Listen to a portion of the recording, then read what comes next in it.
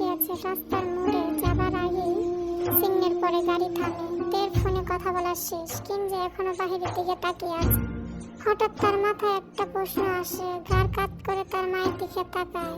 এক নজর দেখে আবারও বাহিরের দিকে তাকায়।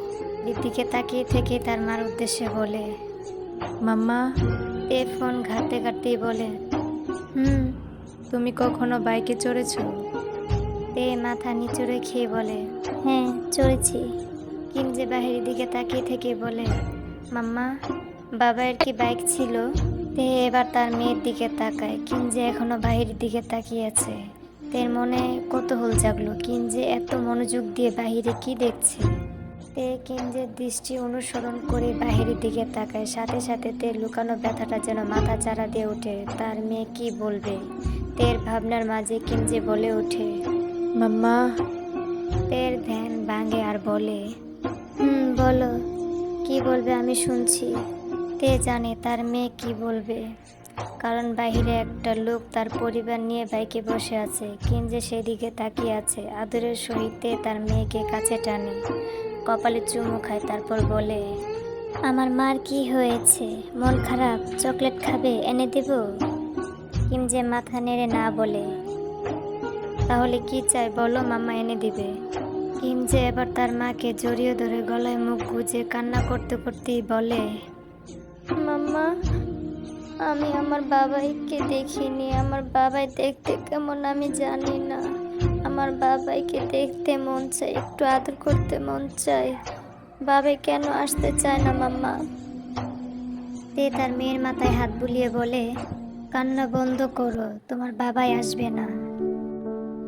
কেন আসবে না? তুমি সরি বলে দাও, বাবাই চলে আসবে। তুমি তো বাবাইকে হার্ট করেছো, তাই বাবাই আমার কাছে আসতে চায় না। তুমি সরি বলে দাও না।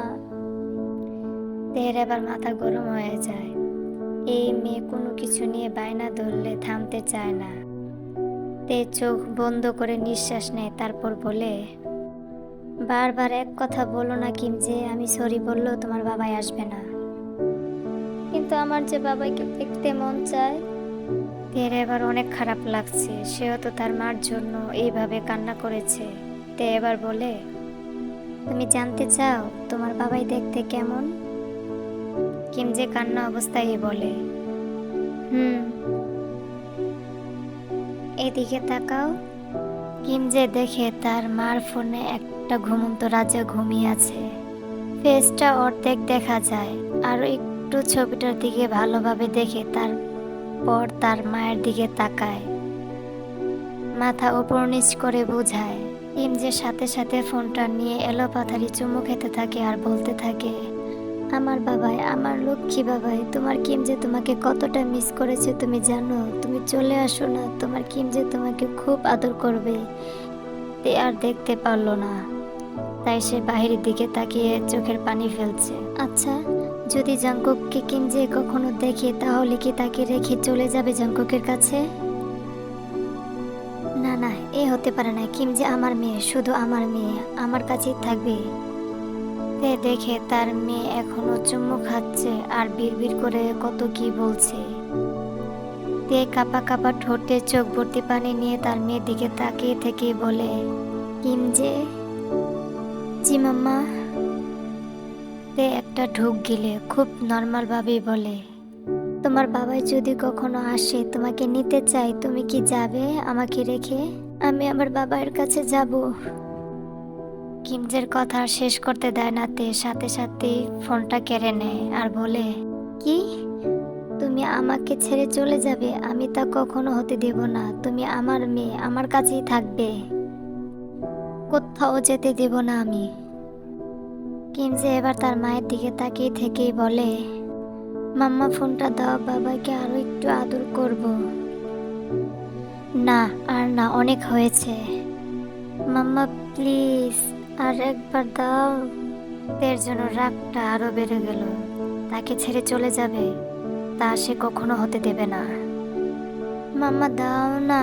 তে এবার আর কিছু বলে না, ঠাস করে একটা চর মারে আর বলে, এই লাস্টবার বলছি, আর যেন তোমার মুখে তোমার বাবার কথা না শুনি। আর যদি শুনি, তাহলে তোমার বাবার মতো আমিও হারিয়ে যাব আর আসবো না।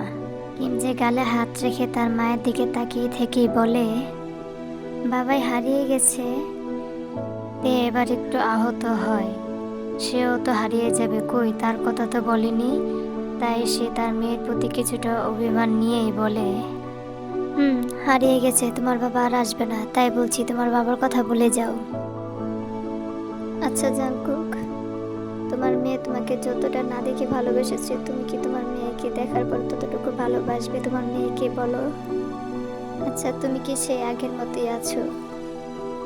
হয়তো বা আছো, কেননা তুমি তো তোমার ভালোবাসার মানুষকে বিয়ে করেছো, তাই না? হয়তো বা বাচ্চা কাচ্চার বাবাও হয়েছো, তাদেরকে খুব ভালোবাসো, তাই না? তে ফোন বুকে রেখে শুয়ে পড়ে। কি থেকে বলে জাঙ্কুক, তোমার মেয়ে তোমাকে না দেখে কতটা ভালোবেসেছে তুমি কি জানো? তোমাকে দেখলে কি করবে এই মেয়ে? আমাকে রেখে তোমার কাছে যেতে চায়। যে হোক রুমে এসে পায়চারি করছে, কি করা যায়? যেভাবে হোক জঙ্কুকের পরিবারের সাথে যোগাযোগ করতে হবে, কিন্তু কিভাবে করবে? হঠাৎ করেই জেহুপের মাথায় জেনির কথা আসে, তাই সাথে সাথে ফোন বের করে জেনির নাম্বারে ফোন লাগায়।